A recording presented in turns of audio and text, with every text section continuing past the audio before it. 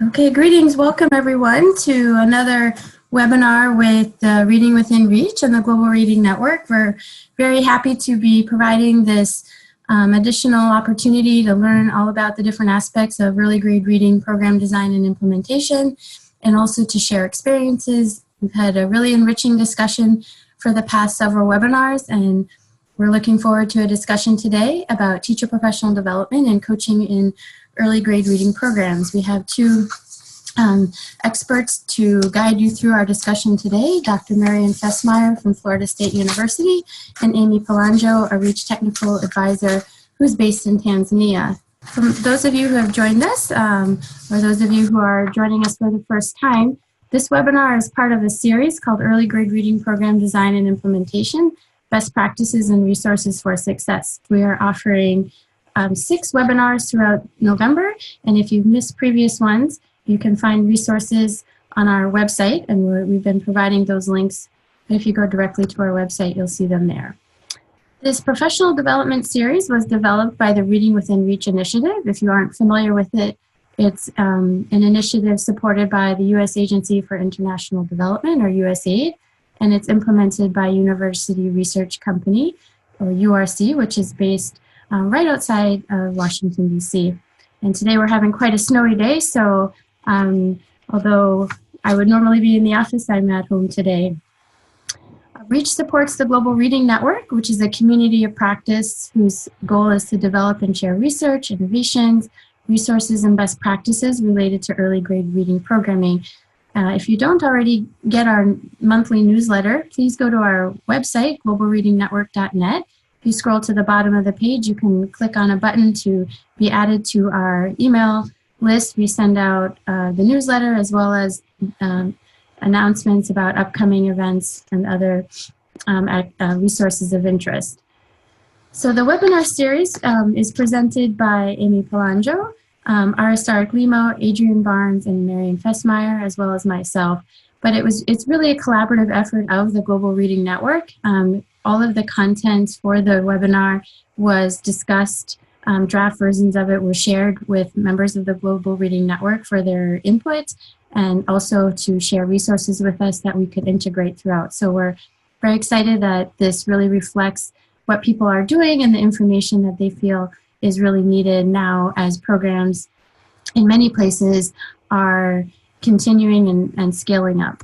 The goal of this webinar series is to provide folks who are involved in early grade reading programs with evidence-based information and research. The guidance that we collectively have thus far based on our experiences, and the resources to support design and implementation of effective early grade reading initiatives. We know there's a lot out there, and we've tried as much as we can to gather those resources that we feel would be of use to others, no matter what stage in the program you are.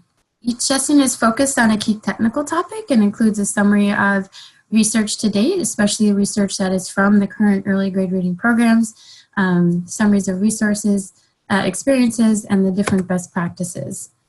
We've integrated information on cross-cutting issues like gender equity, technology, and inclusive education. We don't have standalone sessions on these because they are so important to be thinking about throughout all of these topical areas. So to the extent possible, we've made sure to mention them or include additional resources in a separate document that has references and other resources that you can check out. We've also discussed monitoring, evaluation, scale up, and sustainability within the different topical areas. Again, we know that these are issues that need to be addressed throughout, and so we've done as much as we can in the scope of these webinars to do that, as well as provide some additional resources. And as you will see throughout the webinar, we'll provide opportunities for interaction and questions. We see this very much as a discussion with you about what's working, what's not working, what are the challenges, where do we still need as a community of practice to be doing more research and evaluation, and to hear from you about the resources that you have found useful. So while we do understand there's barriers given the nature of the webinar, you'll see that we've tried to have opportunities to hear from you. We've already offered these 4 webinars. Perhaps some of you have already joined them.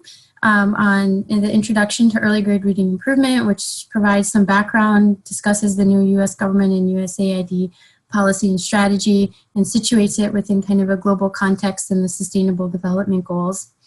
We've discussed resources for teaching and learning early grade reading and also the skills and strategies for effective instruction and assessment. And then earlier this week, we took a deeper dive into the language considerations that run throughout different program elements. So materials for sessions 1, 2, and 3 are on the website, and recordings are soon to follow as well. Today's session, as you all know, is teacher professional development and coaching within early grade reading programs. And then at the end of November, we'll be talking about program design, expansion, and sustainability, thinking about planning for that, implementing and monitoring and evaluation. If you haven't already signed up for the last webinar, here's a link to do so on our website. I'd like to introduce now our session presenters for today. Dr. Marian Fessmeyer has 45 years of experience in education with a focus on early grade literacy and inclusive practices. She's been a classroom teacher for primary students with disabilities. She's taught early grade learning coursework at the pre-service and graduate levels and provided training for classroom teachers. During the past 5 years, Dr. Fessmeyer has worked in Asia, Sub-Saharan Africa, and Haiti. Her primary focus has been supporting the development and delivery of in-service and pre-service teacher training in English, as well as across various mother tongue languages. She has also supported development of course modules for pre-service teacher programs and in training of instructors. Amy Palangio has more than 25 years of experience working in education, program development, and international program implementation with a focus on literacy, integrated programming, government capacity building, and cross-cutting social development models. She's permanently based in Tanzania, where she works as an independent education consultant. Amy began working for the Global Reading Network and Reach as a technical consultant in 2016.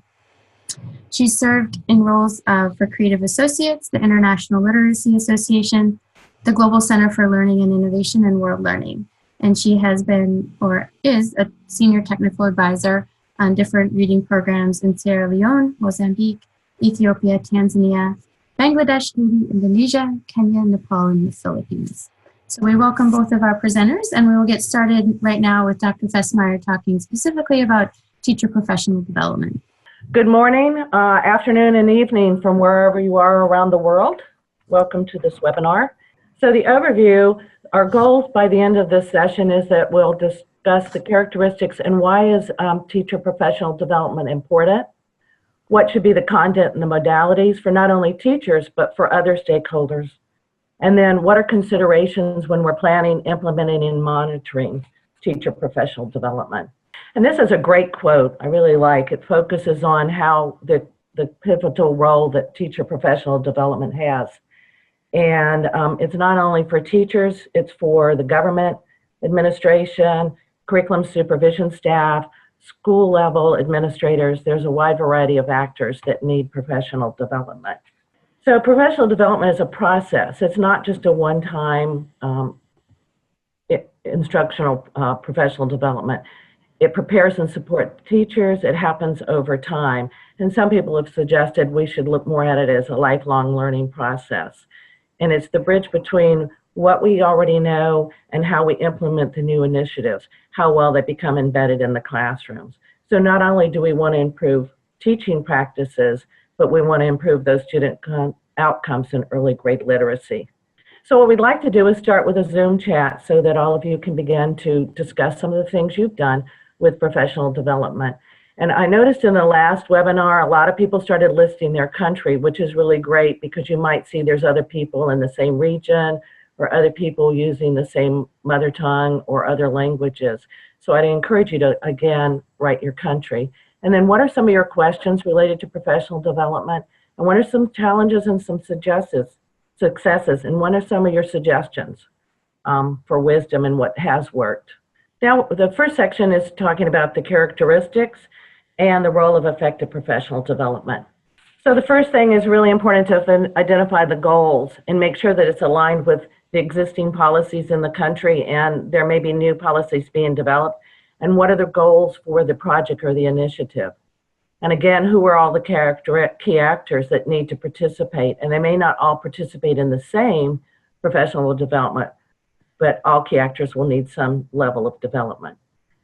What are the knowledges and experiences? One of the things we know, it's really important, especially when teachers and others are learning new information, to at least, or to acknowledge some of the things they already do and what's working.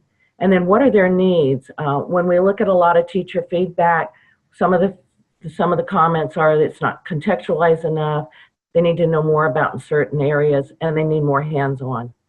Identify facilitators. Are there facilitators in the country that have already been involved in previous initiatives? Are there people that are actively involved that could become co-trainers or become facilitators? And it's really important to look at those factors at the country level, at the local level, that can impact, can impede, but can also help and support. And then the project, since it is time bound, it's always important to think about how are we going to strengthen the in-country system so that once the project's ended, there's sustainability. And then looking at the modalities, we know some modalities may be more preferable than others, but again, it's what is feasible, what's cost effective, how many people do you have trained. And can't emphasize enough that we align in-service and pre-service. It's really important that those people that train the pre-service teachers are also involved from the beginning and have hands-on to the materials. And so one suggestion is to begin with a small scale and see how that works, and then modify, adapt, adjust before going to large scale. Handout 1 is a really great handout, and it takes you through all the different phases of professional development. And it provides questions, ideas, suggestions, things to discuss. And it's really designed so that you would do it as a team and come to a consensus, including other key actors in the process. And then who needs it? Again, we talked about this a little bit earlier. It's not only the teachers, but government officials. At the national level, you will have people in charge of pre-service, in-service, mother tongue, gender equity, inclusion, all different officials. And also in a lot of countries, there's regional officials. Who's responsible for writing the curriculum and the materials? Who's going to write the stories? Who's going to conduct monitoring and evaluation? Who's going to have oversight? And then the school administrators, the principals, the head teachers, other people that will be involved. And can't emphasize enough how important the coaches are. And again, you'll hear this several times because I work with pre-service. Looking at those instructors who provide that pre-service and in-service, they're going to need hands-on. In one country, we developed 7 of the literacy modules for the pre-service program that they're now using with the primary materials. And then school management committees and community members. In Indonesia, one of the reports indicated that the school management committees became very involved and were even providing and supporting teachers and coming to school and attending on a regular basis. So the content and the modality may be the same for for all the key actors, but then there'll need to be different kinds of professional development. For example, in Ethiopia, we had a 4-day orientation session to what is early grade literacy and what are the components, and then provided different additional professional development for different actors. This just gives a snapshot of what constitutes the teacher's knowledge and what they need to be able to implement the new practices. And we know that their knowledge is really a significant factor on improving student outcome. So the first are things that Dr. Adrian's already talked about. Also knowing the cultural expectations in the region and the country, knowing the school and community context. Is it a rural school? Is it an urban school? Is it in a conflict area? Just knowing that context. Large class sizes, multi-age. And then what do they already bring and how do they feel about how effective they are as a teacher is a critical factor. And then knowing about their learners and the belief that all children can learn. So section 2 is looking at the content and the effective modalities. This is just a graphic organizer to show the different things that have already been talked about and some of the things that are being integrated. The content knowledge, pedagogical knowledge, and the technological knowledge. And webinars 2, 3, and 4 have provided in-depth information on these topics. And then today you'll also discuss coaching. And the book, Landscape Report by Kim et al. Is a great resource, and it's available online, and it's in your resources that really provides some good information on all of these areas. And this, again, is just a breakdown of what was discussed in webinars 2, 3, 4, and 5. And as Allison said, the themes across webinars: the role of the leaders in providing support, gender responsive and inclusive strategies, and how to meet the needs of those diverse learners. And then what are some strategies for conflict, crisis, and emergency contexts, and then supporting students' social and emotional well-being. Handout 2 provides some ideas and some outlines for professional development for those other key actors. And Handout 3 really gives some good information about the modalities. The cascade model is one that can be used across different types of modalities. So it's not just a standalone.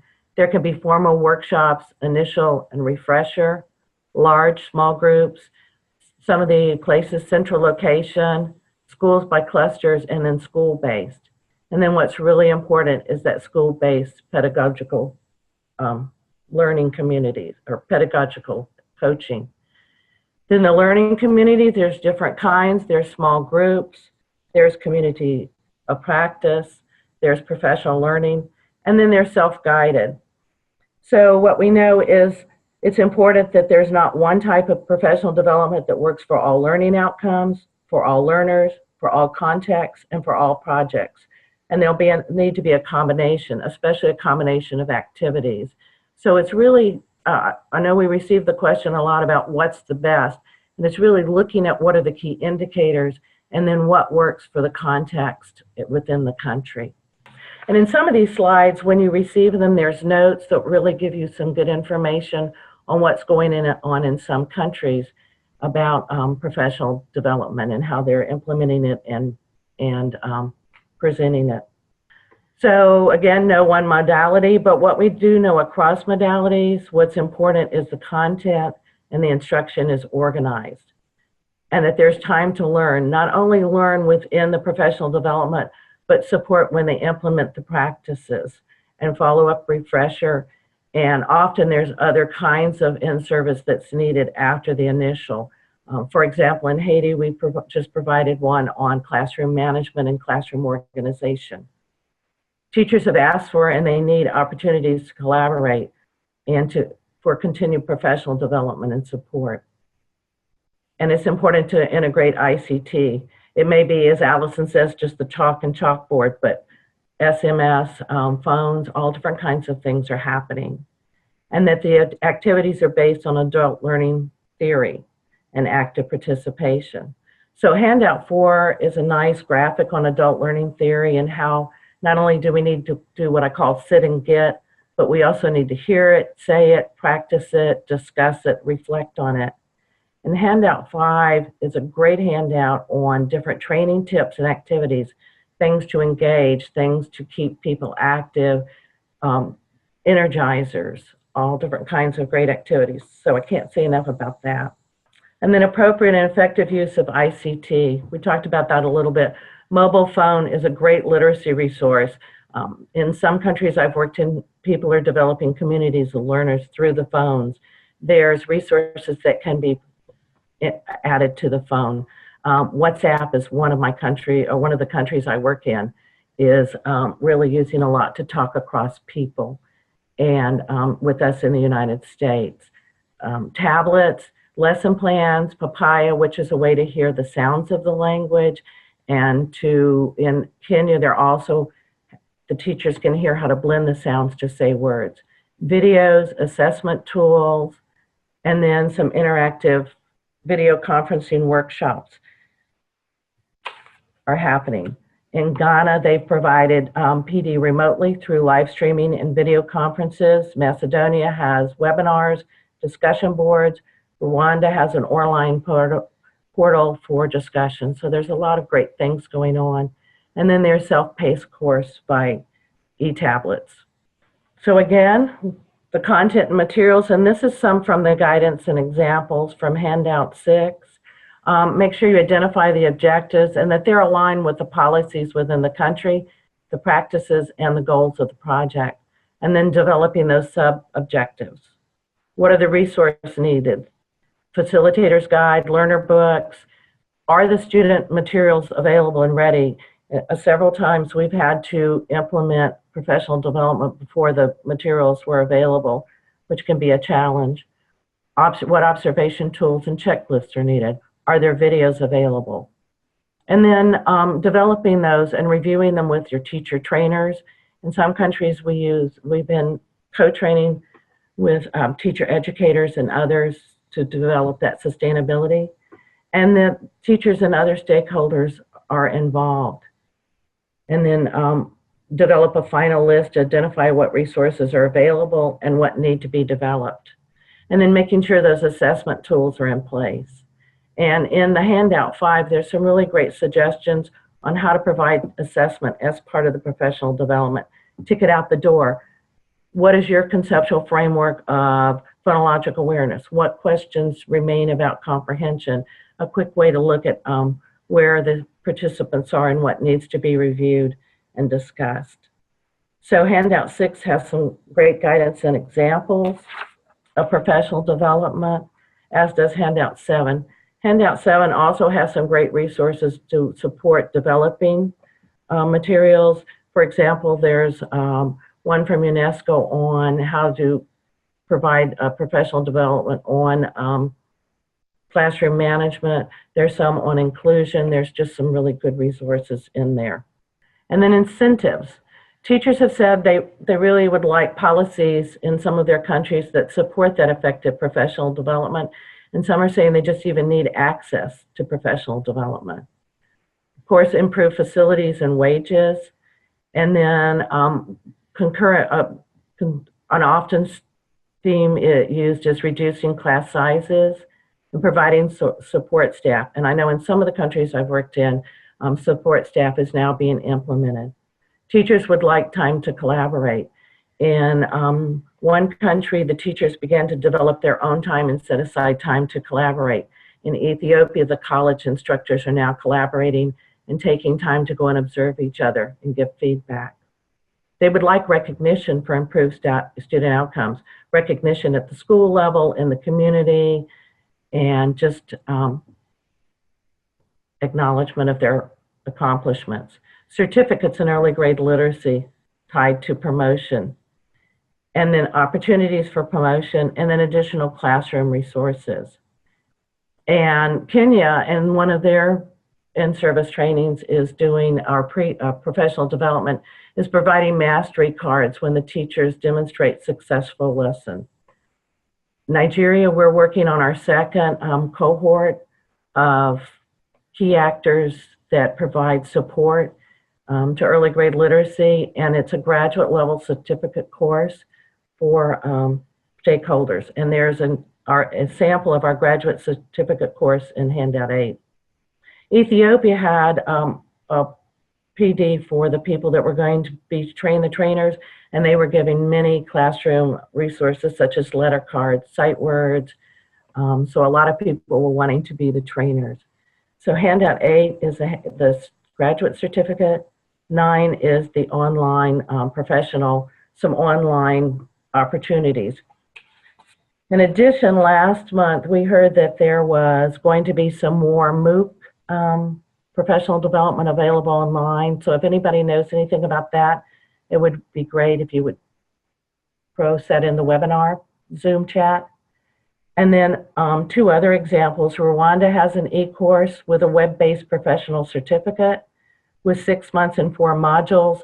And they have 20-minute sessions and then time to try it out and then share the results online. Mozambique has a professional development with an exam and requirements to complete. So there's some things going on that are really helping teachers. We have a poll, and what we'd like for you to do is just check all that apply. And again, a lot of these overlap each other, but we just like to get an idea of what's going on in terms of professional development. No, I'm good, Marion. I know Amy is also keeping track and has been responding to people and may have a few other comments to add as well. I think the comment about professional development. It's from Samantha. The comment about professional development often being too broad.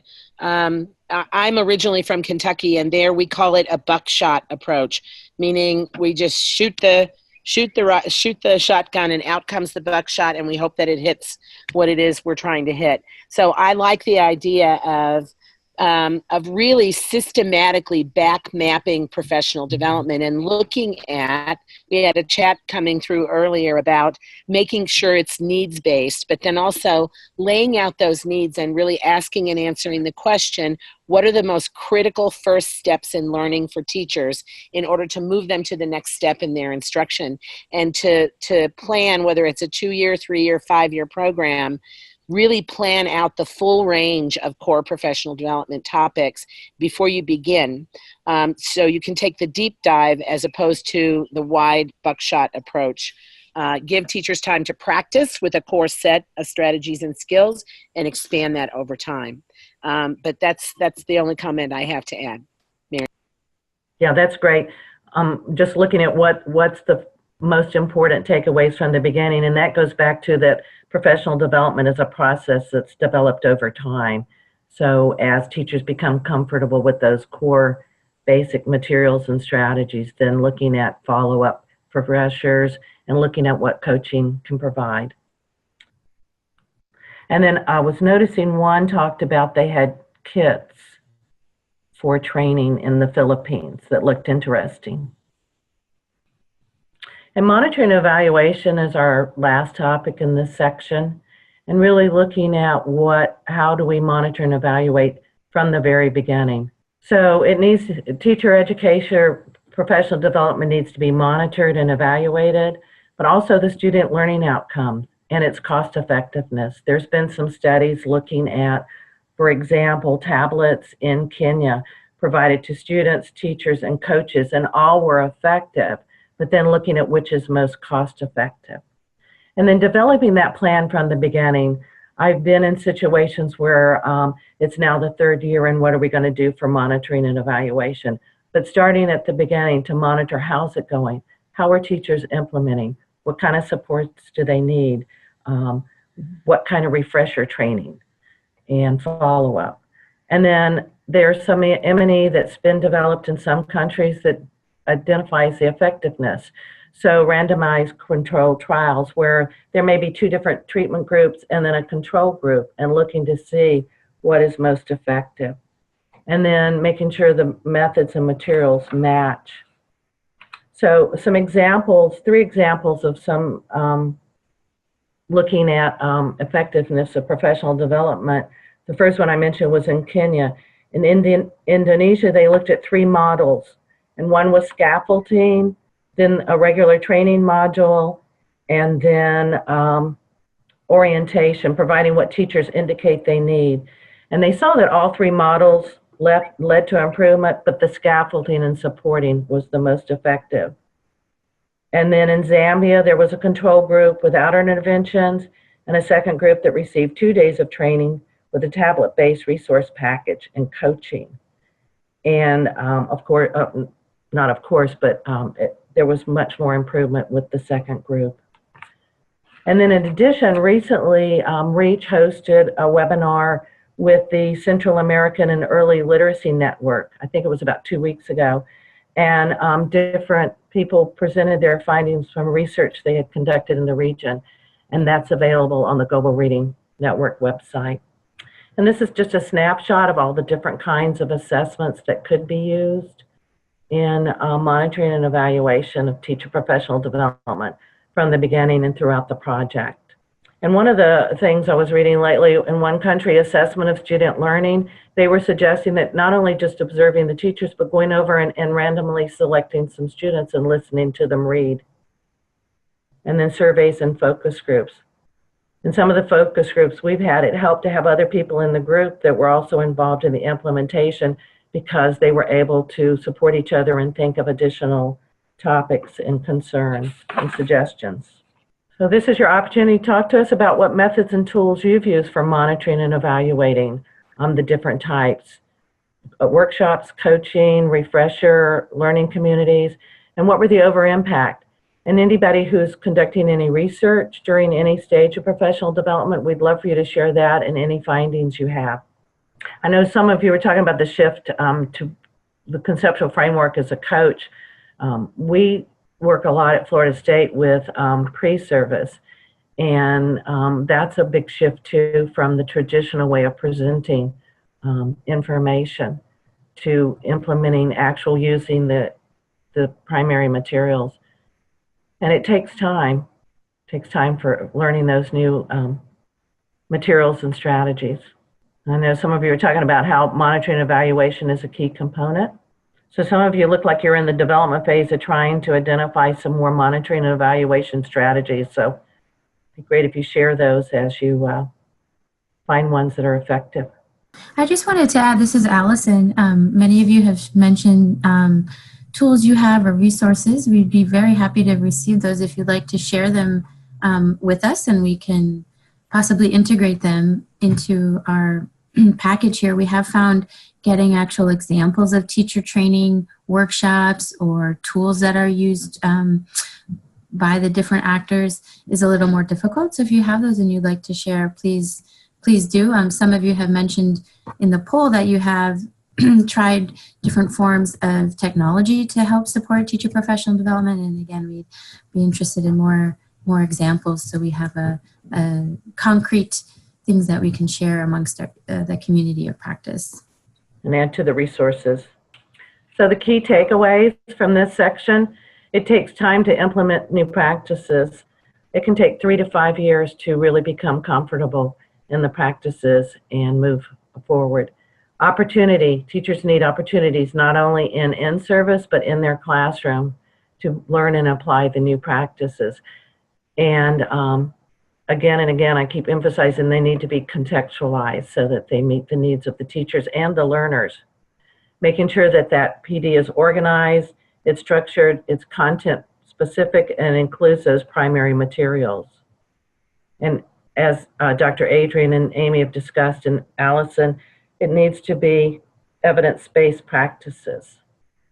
Hands-on learning. I know in Haiti, they recently had some professional development, and the last day they actually went into a classroom and applied some of what they were learning. And then having that implementation, knowing that there'll be ongoing support and monitoring and evaluation throughout. And for more information, the resources and references, for those of you who are looking at conducting some research, there's quite a few references, and then there's great resources on quality professional development in conflict areas, professional development and inclusion. So some really great resources for professional development. Marian, Yes. there were a few topics that came up on the chat early in your session, and I thought you might want to make some comments on these. There was discussion and questions coming through about blended professional development, how to combine and balance face-to-face training with virtual training. That's one topic. And then another topic is also, interestingly enough, a balance question, how to balance conceptual background and conceptual knowledge in training with the practical strategies teachers need to be able to implement. So those are two major topics that came up early on in the chat as you were presenting. If you'd like to comment on either one of them, blended PD and the balance of concepts and strategies in training. So the blended PD, I've seen some, I've looked at some, and we've tried some where we would have face-to-face and then they would go back in their classrooms and try it. We would have webinars or chat rooms. We would have WhatsApp for follow-up and support. I don't know if anybody else has tried some blended. I know I've completed some of the MOOC where you do some of the activities on your own, and then there's times that there's chat rooms and times where you can have conversations and ask questions. And it's always a balance between, yes, they need that theoretical and conceptual knowledge. So I know in some of our in-service, we've gone with looking at, say, phonological awareness, doing a quick overview of the conceptual, the developmental stages, and then go into the application and what that looks like in the primary materials. Amy, have you done other Yeah, I actually had a project that worked in both Indonesia and Bangladesh, and we used an online video library. So we did some face-to-face training, and then we would send teachers out directly to their phones a teacher study group task where they would, every 2 weeks, where they would meet with their own teaching team inside their building, and they had an app on a phone in the building where they could download video models around particular kinds of subdomains of literacy or certain strategies. And then teachers had kind of a self-guided process where we actually gave them a 90-minute after-school study group process where they studied together using the video support and the materials that were provided in training. And we did find a good uptake in terms of implementation, a better uptake than we had found before we tried that kind of follow-up strategy. We didn't have funding for coaching. We didn't have the ability to get out to the rural areas, 18 islands in Indonesia where it was being implemented. And so we had to use that distance contact with teachers and sending video through mobile apps. And it actually was quite effective. This was a number of years ago. Well, and I noticed somebody said it's difficult for people to change what they're doing. And I know in some countries there's some conversations now about implementing some model classrooms that can be videotaped and to show these practices actually in a large size classroom. And it just takes time. And a lot of what we hear is once they begin to see the students learning and progress in the students, there's a lot more buy-in to what's happening. So, Marian, any comments on the balance between conceptual foundations in training and practical strategies? I think people are struggling with how much time during limited training access do you spend building the teacher's background knowledge, and how much time do you spend having them prepare for practical classroom work? Okay, I think we have some samples of some professional development training that addresses some of that. But I know when we in Nigeria provided some professional training, it was 2.5 hour blocks for each of the areas, and it was maybe 3 to 5 slides on those initial, here's the conceptual framework, here's some developmental stages, and then right into, now what do those look like? What does onset rhyme look like? What does saying the syllables in your language, and where is it in the primary materials, and then how would you teach it? And of course it's going to need follow-up and refreshers and support in the schools. But again, there's some several modules already that provide some examples of professional practice or professional development at the initial training level. And if anybody else has some that they can share, that would be awesome. We're going to now segue to Amy, who will be following up to talk about pedagogical coaching, the on-site support to teachers. And shortly you'll also see in your Zoom chat a link to the handouts that have been mentioned in a Google Drive. This is just a temporary location for this webinar. Apologies that didn't get to you sooner. Then the final versions of everything along with the PowerPoint will be saved to the Global Reading Network website, and we'll send you a link in the next day or two on how to access that. So I want to say late afternoon, good late afternoon from Tanzania. I am in Kilimanjaro and based here permanently. This is my home. And I am going to present this afternoon on coaching. So a nice additional segue from Marian's presentation on professional development as a broader topic. And of course, as we think about initial trainings, follow-up trainings, things that are very much more formalized. So we're moving a bit into looking at the kind of grassroots coaching approach, and how do you begin to think about how to implement that. So you can see on the screen our session objectives. Take a moment to look at those. So we're going to focus briefly on why coaching and some common approaches to coaching. Also, we've had in the chat box earlier today from Bart a question about the impact of coaching, and one of the things that is missing in many places is information on the impact of coaching. We're going to be taking a look at some of the evidence that's available about coaching in general, and whether it's effective or not, and particularly in early grades reading programs. But we're also going to discuss the need for additional research about impact of coaching. We also want to take a look at how coaches can be prepared to be effective coaches. What do they need to know? What do they need to be able to do? And then how do we need to support them as they go out into the field to do their work with teachers? And of course, just as in all of our sessions, some things to consider when you're trying to put a program together and monitor and evaluate what's happening as well. We want to let you know that we're in process of finalizing a resource that's specifically on coaching for early grades reading programs. And if you're signed up as a member on GRN, you will receive email from us when this is available with a link to where you can access it. So we're very excited that that's going to be coming out soon.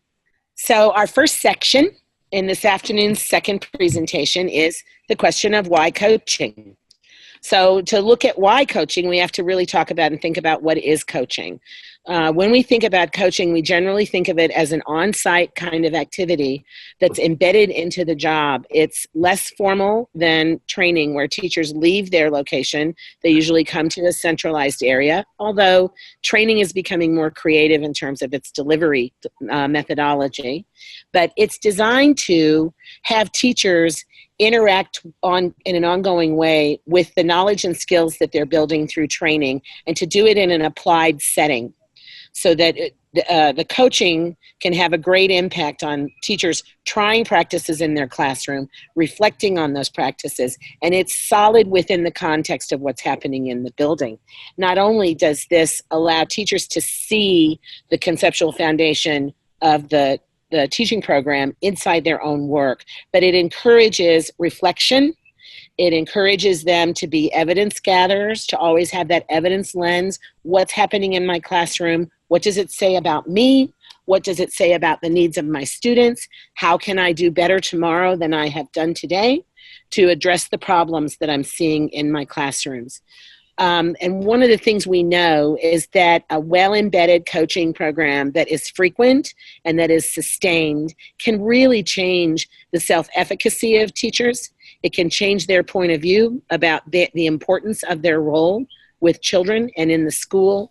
And many have found, and everyone I've spoken to finds, that it is really productive for teachers to feel good about the work that they're doing, to feel that they can make a difference, and to move their students forward. So why is it important? Training is not sufficient.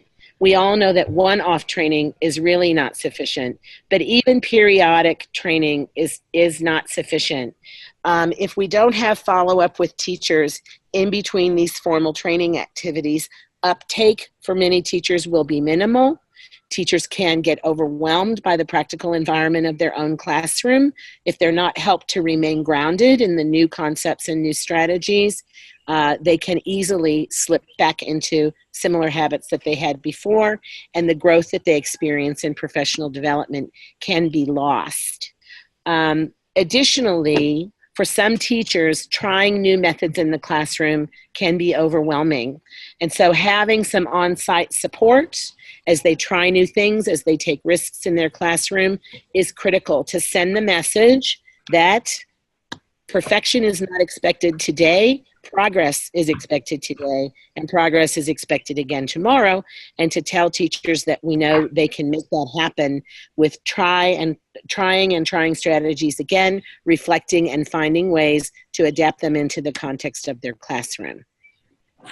Getting feedback from a coach is not only helpful for novice teachers, it's helpful for all teachers.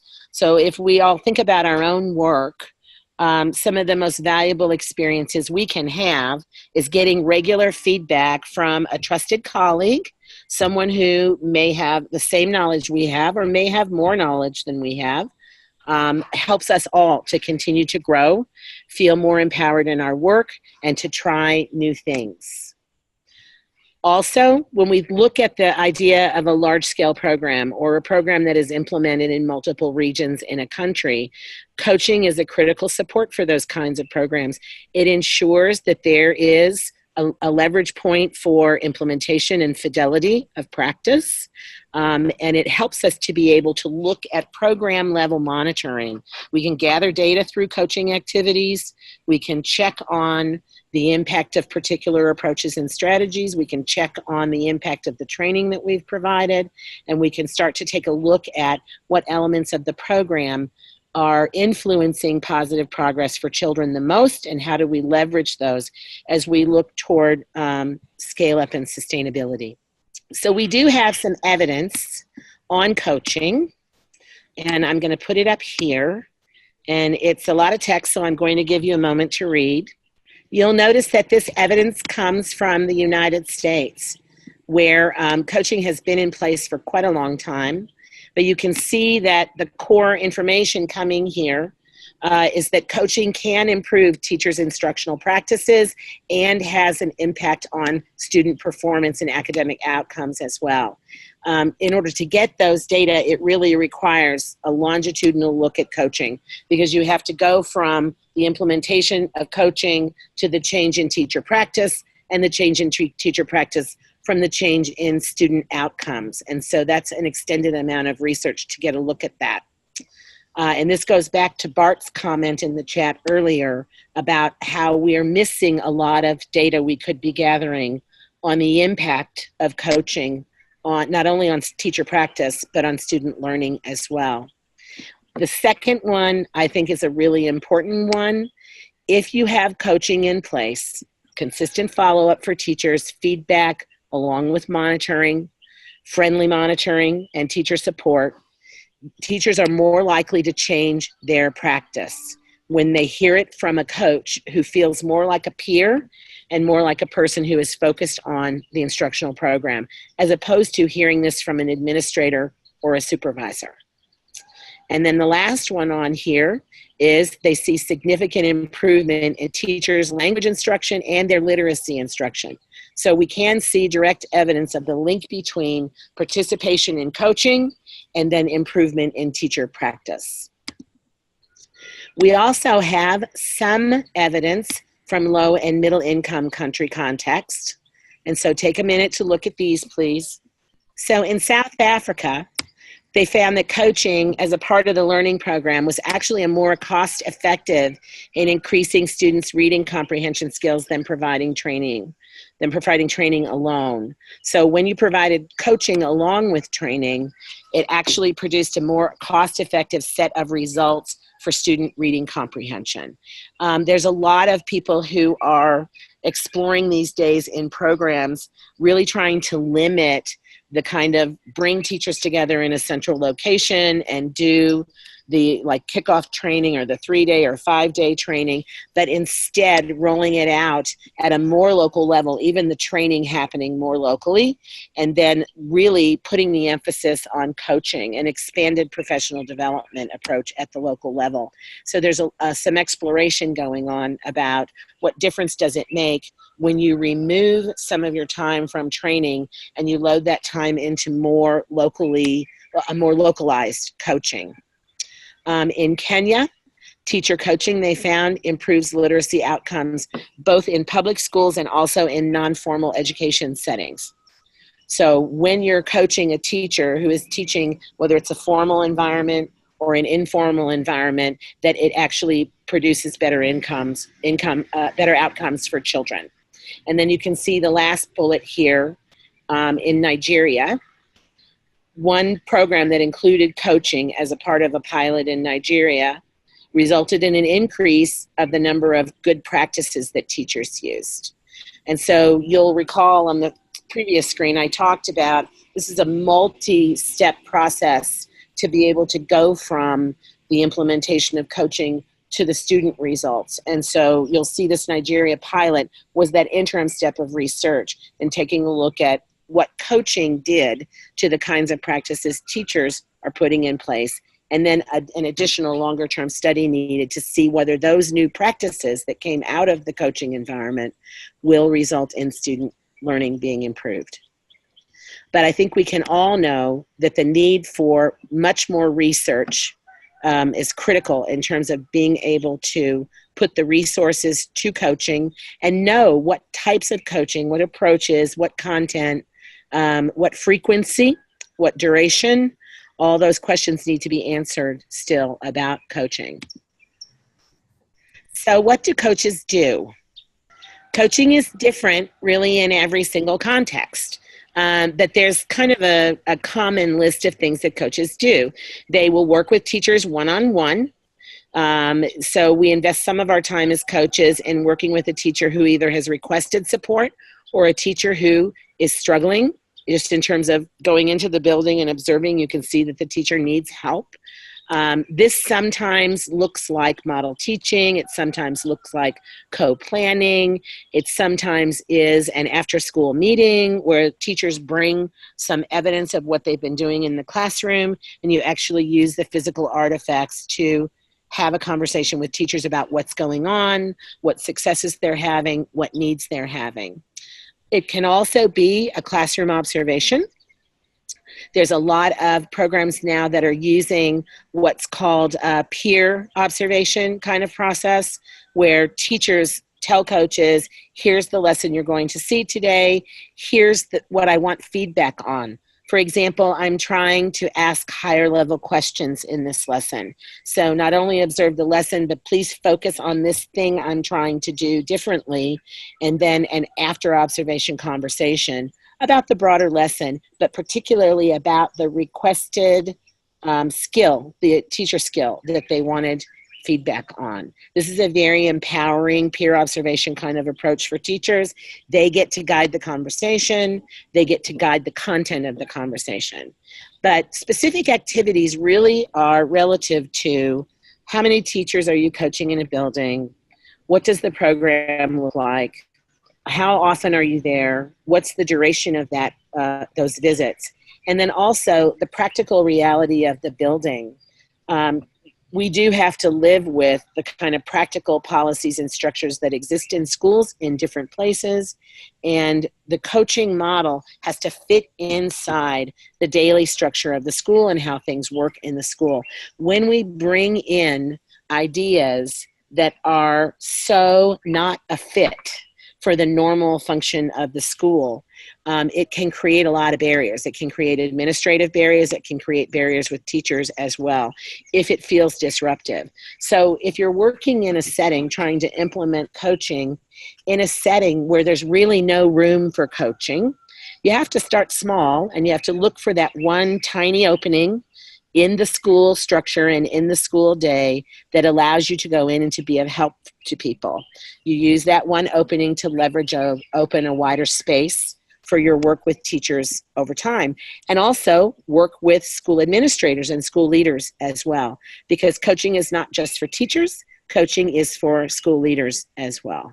In Handout 1, which you can look at after the session, we have an overview of individual and group coaching with different ways that it can be implemented and different ideas of how to do coaching, both with individual teachers or leaders and also in small groups in school settings.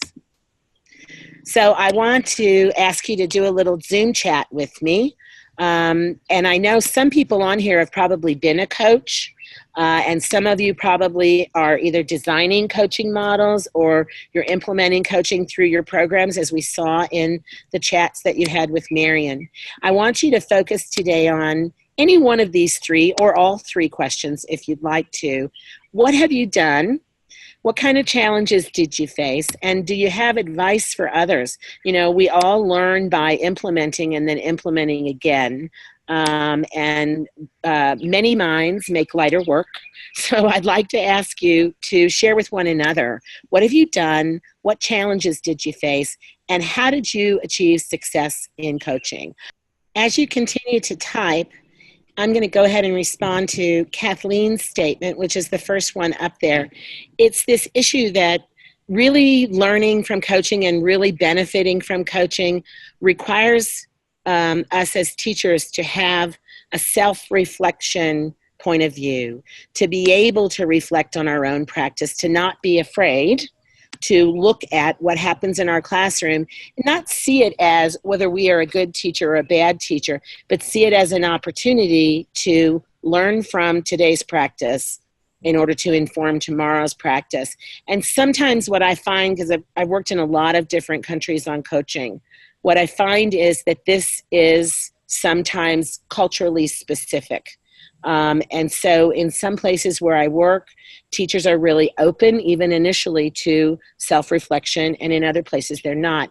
One of the things that has worked for me is really starting to build in the self-reflection from the very beginning, even into the training, and in some cases more so than what people might expect, to slow down the bulk and content of training. There was a chat earlier on about going deep instead of wide, and to really give teachers time to reflect inside a supported training environment about generalized practices, not their own individual practices. And of course, just as we do with young learners, create opportunities for successes in that self-reflection process. But it really is about, in many cases, changing the school environment in the coaching setting into a professional learning community. It takes a lot of modeling on the part of a coach. We can't go in and be the expert on everything. We need to be also a learner to demonstrate what a learner looks like. We need to be comfortable in that learning so that we can also show that it's okay to need to learn something. It's okay to reflect and find yourself needing to make some improvement. This is about time and consistency and modeling. It takes quite a long time to move a lot of teachers to self-reflective practice. One of the things I think you will find is that when you get them there, the sky's the limit in terms of their hunger for new information, their hunger for trying new practices, and their sense of self-efficacy as well. Elizabeth has talked about, as a coach, there are teachers who are interested and there are teachers who are not interested. And I love the comment, usually they saw the impact on student learning and they came around. Mm-hmm. And I would agree with Elizabeth. You know, a lot of times coaches throw all of their efforts and energy at the teacher who shuts their door when they know the coach is coming, literally, sometimes figuratively, others. So teachers who are just really avoiding coaching, teachers who are not interested in coaching, this is usually a fear-based response, and that's understandable because we're asking teachers to make, in many cases, really big changes. And working with other colleagues, investing some time in the reluctant teacher, but not pushing too hard. Working with other colleagues not only can start to demonstrate in the building that the things you're doing with teachers are helping them and helping children, but it also can change the broader professional culture. And you know, when we are in a positive professional culture, it's very difficult to remain outside that culture and work in the same setting. So seeing the proof in the pudding with colleagues is one way to get at it, persistence. But I think also just volunteering to go into the teacher's room and do some teaching. You know, we don't want to start observation with a reluctant teacher. We want to offer to teach with a reluctant teacher. In my history of working with teachers, I've heard many, many times that strategy may work with others, but it isn't going to work in my classroom. And that's the opening, the tiny little crack in the wall to allow you to go in and show that these strategies can work with children in that setting. Yeah, so Rita has posted the issue of helping coaches to understand that they can coach in many different ways. And we, in a previous webinar, we talked about the balance between scripting lessons and modeling lessons and teaching teachers to develop their own lessons. And I think it's an analogy for coaching as well. We have to give our coaches some kind of structure where they can begin with. One, to manage their time. Two, to bring best practices in coaching into the building. But we also, just as we do with teachers, we have to teach them to look at the evidence that's there in front of them from observation, and also read the environment. And Rita talks about recognizing that building trust is critical. They have to be able to read the environment and know, am I moving in the right direction in terms of people's comfort level? Am I bringing in the right kind of content and discussions and feedback? And so there has to be the balance in coach training, same as teacher training, between providing structure, but also having that be a flexible structure, because coaches cannot outgrow a closed box. If we want a coach to be responsive, the box has to be open, and they have to be able to dig in there for different tools. They have to be able to move in different directions and feel comfortable and confident to do that. I'm reading a few more. While you're reading, Amy, one of the things we did is provided some in-service training for the coaches on all of those strategies you talked about, and how to give feedback, how to have conferences, and we even had simulations where they practiced those strategies. And I think that's critical, Marion, because, you know, we are usually taking a person out of another job role, whether it's a teaching role or whether it's an officer's role or a supervisory role, and we're putting them into a totally new role that requires them to bring different behaviors. And so I think that modeling is very, very important. And Lisa put a comment up that's related to that, helping coaches move from an evaluative approach to a supportive approach. And again, she notes that these folks are usually coming from an instructional supervisor background of some sort. So she mirrors what you just said, Marion, as well. Important to make sure that people know how to behave in a way that is mentoring. And we had a question, the difference between coaching and mentoring. When you know, everybody has a different answer for this, and some people say they aren't different at all, they're the same thing. From my point of view, I think coaching is a broader umbrella. You know, coaching involves formalized small group settings. Coaching might involve bringing new knowledge, new strategies. Coaching might involve doing co-planning with teachers, observing, providing feedback. Mentoring to me is that whole individual relationship building piece that's a part of the broader context of coaching, where you identify that promising teacher or that reluctant teacher, and not only with your broader coaching responsibilities, you also, though, develop a relationship with those teachers that might be a one-on-one. And it's not always the coach. Sometimes those mentoring relationships can and should happen inside the building between more experienced teachers and less experienced teachers. And it really is one of the roles of a coach to cultivate mentors inside a building so that mentorship can be there for teachers every day. So we've got periodic formal training, we've got hopefully more frequent access to a coach in the building, but if we look for mentorship inside the building, we're leaving behind an additional mentor, an additional instructional leader when we leave that building after each visit. We have a lot more comments coming in. I'm going to read for just a second. Yes, Rhoda talks about coaching that empowers teachers to become decision makers. And Rhoda, this also goes back to the early discussion in our earlier session. I think it was our first session around scripted lessons and scripted resource use versus flexible lessons and flexible resource use. This is a constant rub because, you know, programs have to be fidelitous for us to know whether they work or not. They have to have fidelity, but we have to find a way to have fidelity within a flexible system. We all know that as teachers, if we are asked to simply implement something and regardless of the outcome, continue to implement the next thing, this is not being responsive to the needs of students. Coaches need to also be able to be responsive, but part of that coaching is to teach those teachers how to gather evidence in a variety of ways, how to recognize that evidence as being most valuable for immediate reflection, there's that word again, and feedback into the next instructional plan. And that's about changing how people view their roles, and that's about changing how people view the importance of their own thinking in their work. So this is about the culture of the building. We have several more. I'm also watching time, but I want to talk about this last comment that's here from Diane around peer-led coaching programs.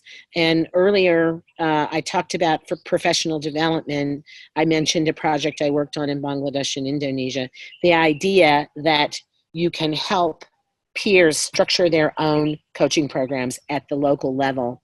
And coaches, and I love this comment from Diane, that the coaches may have started out as kind of a leader of the professional development, but if you're using a collaborative and peer-led approach, they actually become mentors, and then other mentors grow up out of that teacher group as well.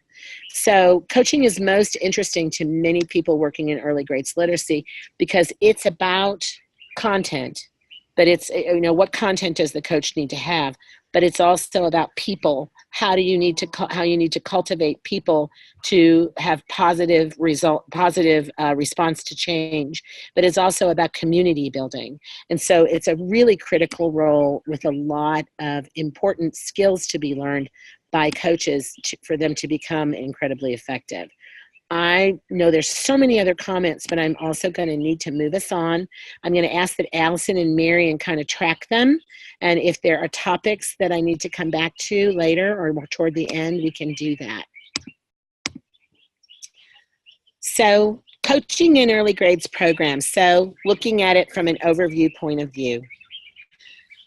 These days, coaching is a really common component. Now, 5 years ago, coaching was not a common component. And a lot of times, if you were in program development, you know, coaching was something everybody wanted to do. There wasn't a lot of financial support and programs for that. It was allowable to do coaching, but we really didn't have an emphasis on coaching. And that has changed a lot in the last 5 years from the research that's coming out, but also in those programs implemented in developing contexts where the research may not be there, but everyone who's working on those programs and has worked on those programs know that there is something about coaching that changes how teachers respond to the instructional program. So it's becoming more and more common. It's well supported by donors in terms of program implementation.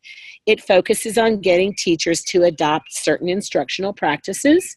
Those are usually new for many of the teachers in places where programs are being implemented. It's different in different settings. We've talked about that. Coaching is challenging. It's challenging operationally, it's challenging financially. It's challenging in terms of scale up and sustainability as well. So we've seen a lot of programs experimenting with providing additional coaches. Excuse me. And when coaching exists as an extra or outside of the normal structure of the system, for example, hiring coaches for a 3 to 5 year period with additional funding, this doesn't make for a sustainable system. So coaching, as much or if not more than any other program component, really requires a lot of collaboration with government at the district and regional and national level to make sure that those who are selected as coaches have a clear, sustainable position in the system and can continue that work over time. One of the things we also know is that monitoring and evaluation of coaches and of how they coach and how often they coach is really insufficient at this point in time. In a lot of places, you know, we develop coaching programs the best we can.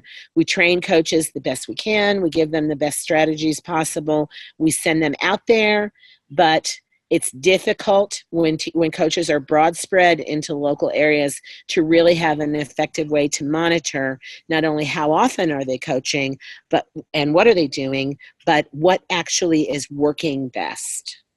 So Allison or Stephanie, I know we're going to show the video on coaching in Northern Nigeria. You all are going to show that from your end? No, Amy, I think we're going to not show that. We didn't have the greatest success last time. I just wanted to highlight it for everyone.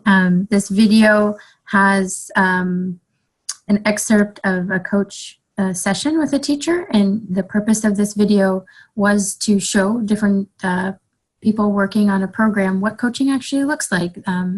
As you know, often higher level Ministry of Education officials may not really understand the concept or may not be in classrooms, and this can be a useful tool to explaining to them. But also when you start training coaches or training teachers who may have no concept of this, videos even from other countries can be useful in showing what that relationship looks like in practice. We're going to section 2, which is key coaching issues. And so on the first screen, you'll see some of the six key coaching issues in early grades reading programs. So first of all, being clear about what coaches' roles and responsibilities are, and making sure that those roles are the appropriate roles, and that the responsibilities are comprehensive enough that coaching has an opportunity to succeed. But again, here we also need to make sure that those roles and responsibilities are possible in the context within which people are working. So the level to which coaching has to be customized for a particular context can't really be overstated. Again, not building a model that worked in one place and then transferring it to another, but really getting to know who are the most appropriate people to be coaches, and that goes to number 2, recruitment. But then what kind of role can they fulfill? Are they prepared for that role, which goes to coach training and support? Number 3, do they have the tools they need to fulfill that role, which goes to number 4, technologies and other resources to support coaches and support coaching. And then how do we make sure that we keep them on track and they succeed over time, which is about making a clear plan, being able to manage, and then monitoring and evaluating what happens when coaches and coaching are in place. I want to refer you to Handout 2. Handout 2 is a really useful tool if you are doing coaching or if you are planning to design and implement coaching. Handout 2 has a list of the key activities that you need to undertake when you're developing and implementing coaching, and then critical questions you can ask yourselves so that if you want to reflect on an existing coaching program to look at where you may have some gaps in your design or your implementation, it's useful for that. If you're designing new coaching processes and activities and tools, it's useful to help you from the front end in terms of initial design as well. If you're coming toward the end of a coaching program and you want to take a look at what worked, what didn't work, or to address in terms of your research and reporting what was done and not done, it can help you to reflect on a program that is also coming more to its conclusion. So I encourage you after the session today to really take a look at Handout 2. It's a very useful practical tool. So when we look at the first one, coach roles and responsibilities, what do they do? Okay, in many cases, they do teacher training. Now, it's interesting that in some cases, coaches do not do teacher training. And this is all about context. Sometimes teacher training is done by teacher pre-service institution professors. Sometimes it's done by Ministry of Education at the national or regional or district level. But it is really recommended, and I would recommend very strongly, that coaches are a part of that training group. They're a part of the group that train teachers. The training group may need to be larger than the coaches group, depending upon the scale at which you're working and the frequency of coaching. But they do need to be a part of putting together teacher training and providing teacher training. When we separate training and trainers from coaching and coaches, we end up with a disconnect in the content. We end up with a disconnect in the relationships as well. Coaches visit teachers in their classrooms. They might watch a lesson, give feedback. They might do a formal observation that sometimes is used for even carrying data up through the program. They might be doing a peer kind of observation, which I talked about a little bit earlier. Sometimes when a teacher is not ready to be observed, or when the coach is sharing a new strategy or a new approach, they might model instruction, or they might peer teach together as well to provide support. Another thing that is really important for a coach to do and know how to do, and I don't see it that often, is the ability of a coach to actually help the teacher understand how to assess. And so in programs where assessment kits are provided, for example, many quick assessments like spot check assessments around the subdomains of literacy, kind of EGRA-like tools. Sometimes they're not provided, or they're provided late, or sometimes teachers don't feel confident to use them. I don't think that's an issue of the difficulty of the assessment. I think that's an issue of a particular understanding of assessment. and that assessment is for the expert to do, and that's not myself as the teacher, and how can I gather data and know what it's saying and respond to it. So a critical thing for coaches to do is to model that process of comfortable, quick spot check assessment with children. And then, of course, bringing teachers in the building together for peer learning circles or group discussions always helps to build that critical professional culture that we've talked about already. So when you're thinking about coaches, you've got to know what kind of skills do they have, right? What's the coaching skill level? What are the teacher's needs? And how do you structure and scaffold the responsibilities of the coach to target particularly, match together really, what the coach is good at with what the teacher needs, and in order to move both of them forward as effectively as possible. When you're recruiting coaches, so we've addressed a bit of this before, and I'm not going to repeat, but we know commonly those who serve as coaches may previously have served as administrators.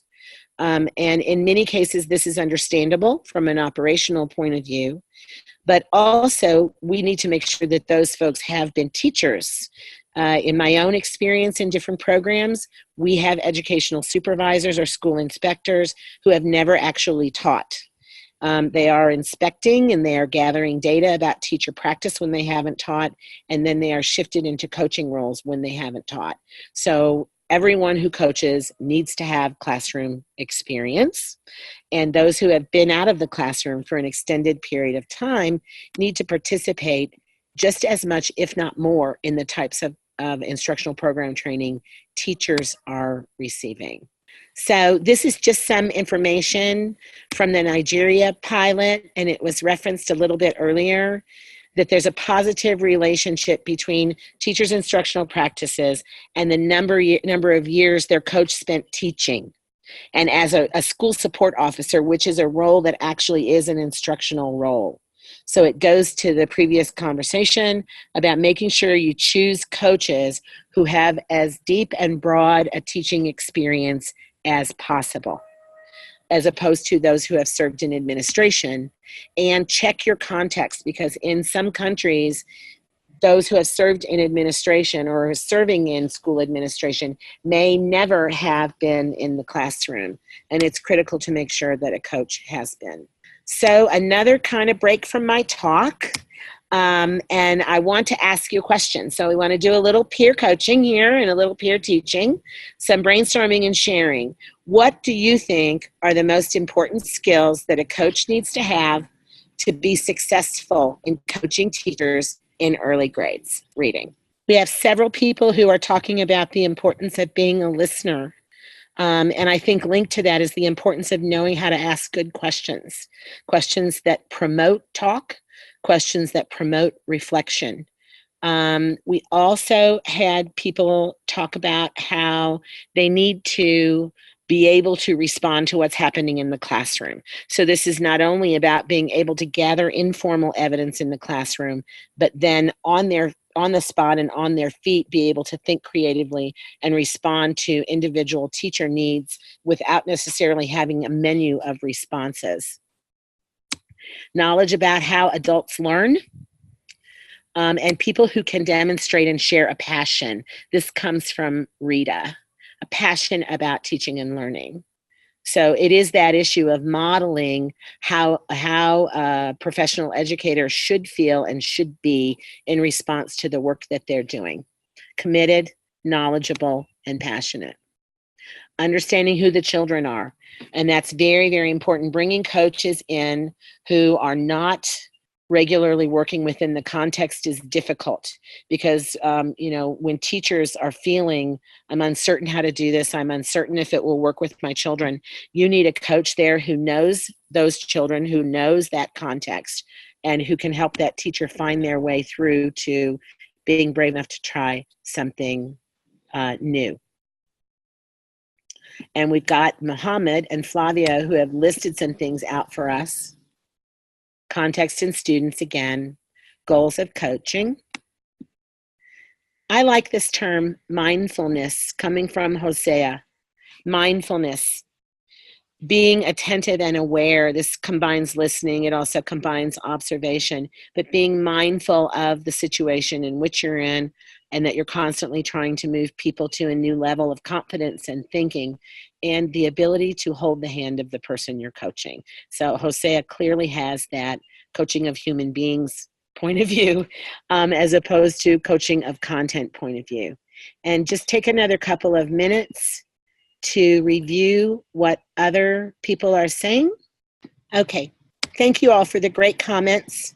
And I can see you've got a similar point of view that I have, which is it's a balance of content knowledge, skills, strategies, and then the perspective of working with people and making change for people.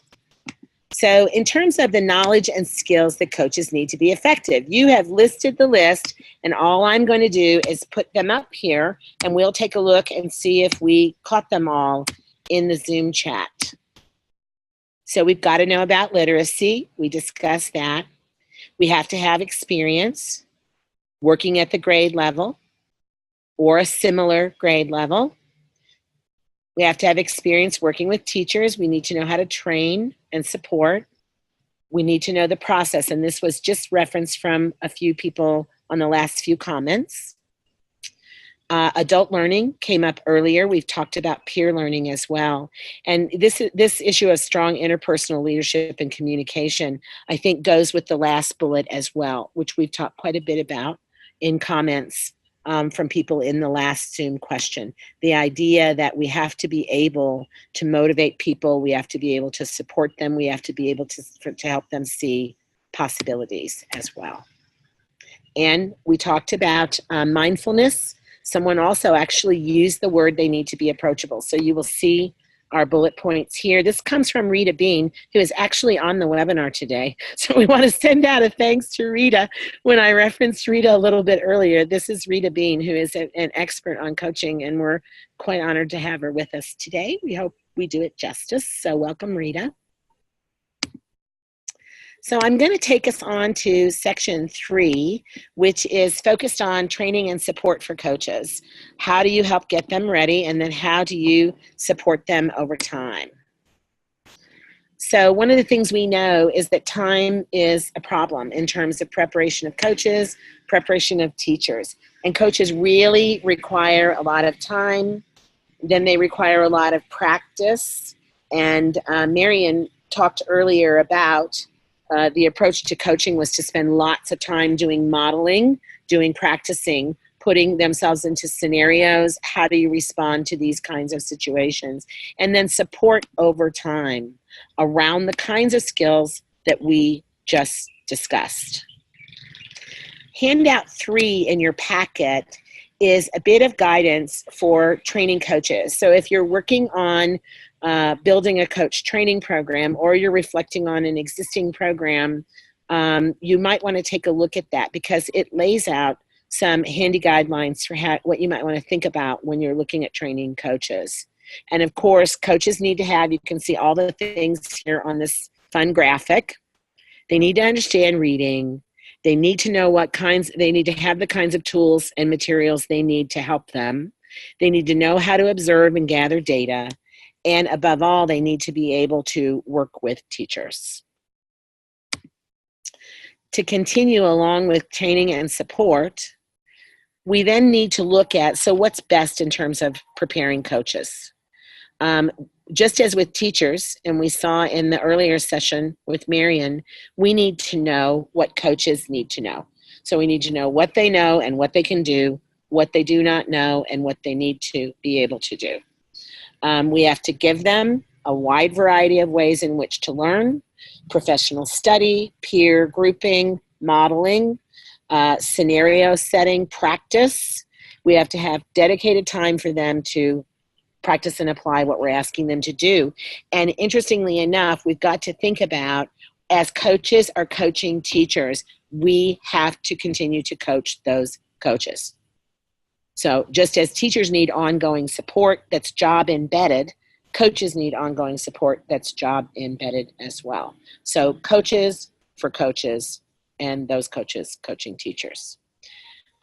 Training needs to be staggered over a longer period of time, maybe smaller bits of training with initial strategies and approaches, working with people more often, giving them tools and concepts, tools, and implementation strategies around particular issues. So for example, a focused cluster of coach training on continuous assessment with the tools that they need to do it, time to practice, time to model within a real life scenario, and then coaching of those coaches around that particular topic over time.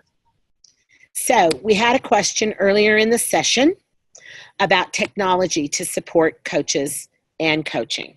Take just a moment to review what's on the. There's a lot of use going on right now of tablets in coaching. And tablets can actually accomplish a number of things. First of all, you can build a system that responds to the information that coaches are inputting. So if coaches are out in schools, they're doing a classroom observation using a tablet, they fill out a form, they choose some feedback, check some feedback comments that they want to give to teachers or some tips on giving feedback. And then those things can be looked at and monitored by the coach of the coaches to see, are coaches giving good feedback? Are they giving a wealth of feedback to teachers? And there is also some feedback tips that can be sent to them in terms of responding to and examining the work that they're submitting as a part of the work they do with teachers. An interesting thing is to find out where your coaches are going, where they're going, how long they're there. This can also support if you're trying to make the case for providing more resources for coaches, providing more access for them in schools and supporting that. In some cases, we train coaches, we coach coaches, we formally put them in place, but we find out that they have very limited access to the school, just from a logistical and financial point of view. So when we can gather the data on what they're doing, how they're giving feedback, we can help them improve that feedback, but we can also gather kind of the quantitative operational data. Here's how often the coaches are in school. These schools are visited this number of times, and we can make sure we link that to getting them the kind of funding support that they need to get there as frequently as possible. And of course, data collection for the program, which we need to inform our continuing professional development. So if you have a bulk of coaches out in buildings, they're doing observations, they're having teacher meetings, they're submitting data on tablets about what are the topics being discussed in teacher meetings, what are the skills deficits I'm seeing in teacher practice in the classroom. These data can be brought up to the program level and aggregated together, and we can get a good picture of what it is that teachers need in terms of follow-up professional development and recommendations back out to the coach for how they may want to focus their work during another 3-month period or a 6-month period. We do have a handout, Handout 4, which tells you about the national scale project for coaching in Kenya and how technology has been used there. It's a great example of how a country has made it happen on a large scale, and I think you'll find it very interesting.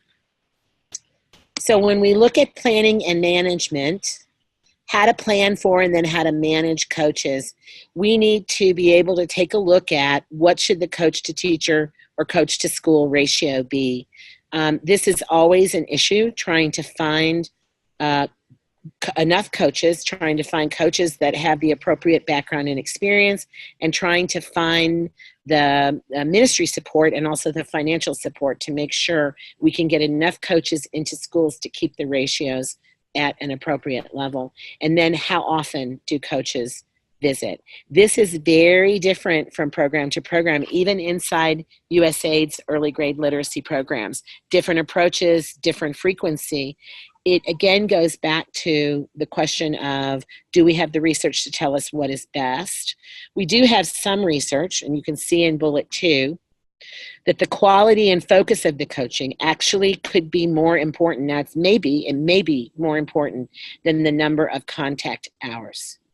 So it's about the quality of the work that happens between the coach and the teacher. Seems to make more of a difference than the number of times that a coach is in the building.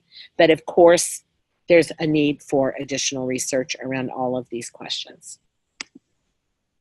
So I want to again ask you to share, and now I want you to think about planning and management. So if you're doing coaching in your program, some of the questions we just talked about, your ratio, coach to teacher ratio, what's your general coach to teacher ratio?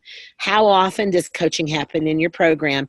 What's the primary process and the primary focus of coaching in your program? For example, I saw earlier in the session, someone was talking about how in coaching, they focus primarily on formative assessment and lesson planning. And that's an interesting approach, and I can see why that might be the case. So I'd like to hear from you. And then just a little note about how is it working for you? Do you have any challenges? Do you have any things you want to ask others to help you with today? While you're thinking about these questions, we do have a comment on the use of the use of technology by coaches. And we do have to acknowledge, a lot of us are working in developing contexts where power is an issue, keeping a tablet charged might be an issue, internet access is an issue. Sometimes foundational tech skills are not great among those who we're working with. We do see, in terms of looking at the research and looking at the current programs that are attempting to use technology, that using the technology to guide coaches and to gather data really in the long run is worthwhile. Coaches tend to be able to get accustomed to it, and at certain points in time they find that they actually can't really work without it. So I encourage you to try to get through those hurdles and continue to make your efforts to use tablets for coach guidance, distance communication, and also data collection. So I'll wait for just another moment if anybody wants to respond to the questions on the screen. So now on to some guidance and tools that can support coaching visits. One of the things that's critical to do in a coaching visit is to observe in the classroom. If a coach doesn't observe in the classroom, they never have actual direct evidence about whether program strategies are working in classrooms, whether teachers are able to handle them, whether they're using them in appropriate context, how students respond to those as well. In any program, you really should set a clear protocol for what happens in coach visits. We talked earlier about not giving a script, but having some structure, and that's what we mean when we talk about a clear protocol. What kind of tasks should they do during a single day visit into a building? And it's important that those tasks be able to be done in the context of the school, nothing that doesn't fit within what is realistic and feasible in the building, and also time realistic and time feasible as well. Programs need to have their own observation instrument. It should be tailored to the context within which you're working, tailored to your program, and also in terms of its structure and use, be tailored to the skills of the coach. So if you find you have a relatively novice team of coaches, you want to provide more guidance, more structure, more specific content on that observation, less, for example, open-ended commentary section, more of a Likert scale or a checklist kind of approach, at least initially. More skilled coaches can deal with data from a more flexible point of view in terms of observation. And then also the tools that they need to be able to provide feedback are critical as well. Handouts 5 and 6 have some examples of tools that can be used to support coaching. So if you're looking at how to equip your coaches, then you can take a look at those. You might find them useful. And we are actually in the middle of developing a toolkit that will provide guidance on classroom observations, including how to use the classroom observation tool in a coaching context at GRN. So be on the lookout for that coming soon via your GRN newsletter. So the last piece, the monitoring, evaluation, and research of coaches and coaching. We've acknowledged that there are some gaps in what we know about how and whether and what type of coaching has a positive impact on teacher skills, and then that secondary positive impact on student reading. And when I say secondary, I don't mean it is a secondary consideration. I mean it's the second step away from coaching to teachers, teachers then to students. So we need to be doing more monitoring and evaluation. We need to be doing more research. I think also, and GRN is really kind of helping to bring people together around this through things like this webinar, but also through focus groups and sharing of resources, what's happening in different coaching programs. Starting to look for the common elements of programs that are effective regardless of the context within which we're working, so that new programs can at least look at the research base and be able to say, at a minimum, we want to include these kinds of things in our program model, and then jump off from there and say, in our context, what are the additional kinds of approaches that we might want to use as well. So you can see here some key considerations, some key questions to ask yourself as you're working on monitoring and evaluating a program or developing a new program. What kinds of questions do you want to answer about coaching in your context? Some of these will be generalizable from program to program. Some of them may be context specific. And the front end, what tools, processes, and resources are needed. More toward the back end of a coaching implementation, how did those tools, processes, and resources work? Or how well did they work? Or which of those had the most impact on what was happening with teachers and in the coaching setting? And then, of course, to ask yourselves, how are you going to communicate the findings? Because we all need to know what's happening out there in coaching. You've got two handouts, Handout 7 and Handout 8. Handout 7 focuses on monitoring, evaluation, and research on coaching. It gives you some information. And then Handout 8 is a monitoring tool. It's a simple tool that looks at how to monitor program implementation at the school level and use that to provide feedback not only to teachers individually, but also to teaching teams and then to school administrators. So kind of a paired and collaborative self-assessment of the program implementation at the school level that comes from a Tanzania project that was previously implemented. So last reflect and share of the day is around this issue of tools and supporting resources. So if you'd like to, could you please respond to this question around what tools and resources have you found to be most useful? This is a part of, what we just said is needed, which is more sharing of what's working for people. So tools and resources you've used in your coaching programs or that you've used as a coach that you have used and really worked, and why do you think that they worked? So for example, if you say, we had a classroom checklist that teachers and coaches did together, how well did it work? And if it worked well, why do you think it worked well? So we have some comments coming in. One of them focuses on how you can form networks of coaches. So really that's about putting together kind of a peer coaching network of coach to coach who can do that, as we see here from Rita sharing, both electronically and periodically face-to-face. So when we talked earlier about the kinds of coaching models we can apply with teachers, we can apply those same kinds of coaching of coaches models as well. That's an excellent example. So Elizabeth is commenting on this issue of knowing how to ask questions. Lists of sample questions that coaches can use to have conversation starters with teachers. Because sometimes that's about a coach not really knowing how to ask those depth kind of digging under questions, but also sometimes it's just about not knowing where to start the conversation with teachers so that you can begin to discuss the actual aspects of practice.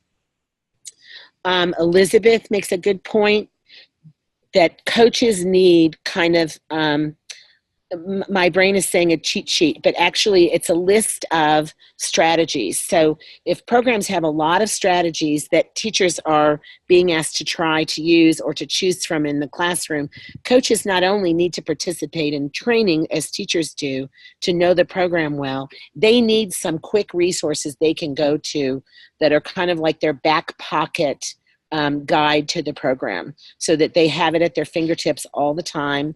And if they want to pull out a new strategy for a teacher, or if they want to give feedback on a particular strategy, they've got some supporting resources to help them do that as well. Kathleen references again the importance of role play, modeling, and scenarios in order to put coaches both in the position of being the coach and being the teacher in a coaching setting. Important to understand the perspective of the other person who's in the room in order to build those good mentoring relationships. So we're coming to the end of the session, and these are what I thought really were the key takeaways for the coaching session today. I'm going to let you take a look. We do know that there's evidence that coaching can work, but it isn't guaranteed that simply because you have coaching in place in a program that it's going to work. If you look back through and think back through the things we just discussed in the hour, there's some things you can put in place, supportive resources for coaches, not only training, but then ongoing support and coaching for those coaches as well. A lot of tips and tools, some supporting resources we discussed in the last section to help them know how to quickly respond to teachers, things to give them feedback as they're out in the field as well. It's important for all of us to help stakeholders and particularly decision makers to understand the purpose of coaching, what it is for, but more importantly, what it is not for in terms of evaluation or judgment of teachers individually, the value, what it can bring, and how it takes place. That last issue of the components of coaching, it's most critical for school leaders to understand what coaching is supposed to look like in their building in order to not only allow those coaching interactions, which may look unfamiliar, to happen, but to encourage them to happen and make sure that they happen as well. Get it into context. If you build a coaching model that's not going to work within the context, it will not support your program and it will not be scalable and cost effective. Make sure you monitor the coaches. At the same time you're monitoring them, make sure you support them in response to that monitoring. You know, when we break down the barrier between monitoring and then feedback, monitoring becomes less scary for those of us who are implementing in the field and becomes more part of our regular and expected part of our work because we know that additional feedback and support is going to come from that monitoring. And don't forget that it can take coaches a number of years to be fully ingrained into their process, to build those deep skills that we want them to have, and to be very successful in their work. So I want to thank you for attending and for sticking with us all the way to the last minute of the 2-hour session. I'm going to turn it back over to Allison. Thank you so much, Amy and Marian, for a great presentation on such a important issue with lots of facets to it, one that we see everyone is grappling with. This chat has been just amazing. I would say this has been one of the most robust chats we've had of this webinar series. So I think that really speaks to the fact that you all have experiences and questions, and it's important to keep sharing these. So do be in touch with us if you have some resources or would like to share more. If you have questions, we're happy to answer them at the Global Reading Network and any of the presenters as well. So as we've mentioned, you'll get an email hopefully tomorrow with the PowerPoint on the Global Reading Network website, as well as all of the handouts. And we hope you can join us for our next webinar at the end of November. Until then, thank you very much, and we look forward to seeing you at another event.